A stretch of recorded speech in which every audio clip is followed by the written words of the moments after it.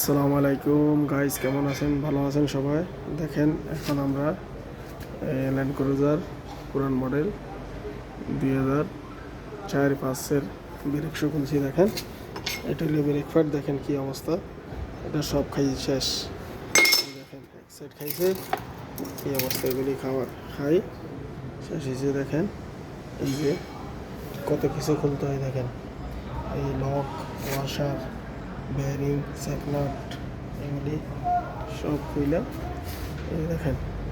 খোলার পরে যে ডিস্কটা বাইরে হয়, দেখেন এগুলি সব খুইলা এখন আমরা ড্রামোটা, যেটা ব্রেক শু খাইছে, খাওয়ার পরে মনে করেন এটা লেদের ভিতরে টার্নিং করতে হয়, কাটতে হয়। লেদে কাইটা এটাতে সিধা করতে হয়। সিধা করার পরে তারপরে আবার নতুন ব্রেক প্যাড দিয়ে লাগাইতে দিব।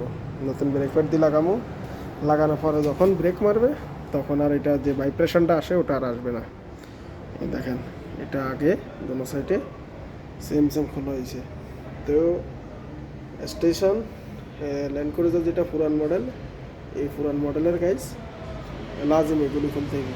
এগুলি বেয়ারিং, ওয়াশার, সেকনাট এগুলি সব খুলতে হবে। খোলার পরে এরপরে যাই ড্রামটা বের হবে।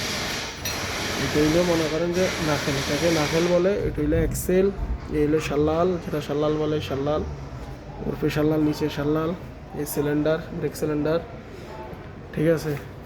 এটা হলো টাইরড, আর কি। এটা হলো স্টেশন 2005 মডেল, গোল্ডেন কালার। দেখেন ল্যান্ড ক্রুজার 2005 মডেল, 6 সিলিন্ডার। আর কি সবাই ভালো থাকবেন, দোয়া করবেন, আর চ্যানেলটা বেশি বেশি করে সাবস্ক্রাইব করবেন। সবাই আমার জন্য দোয়া করবেন। সবাই ভালো থাকবেন। ওকে, আল্লাহ হাফেজ।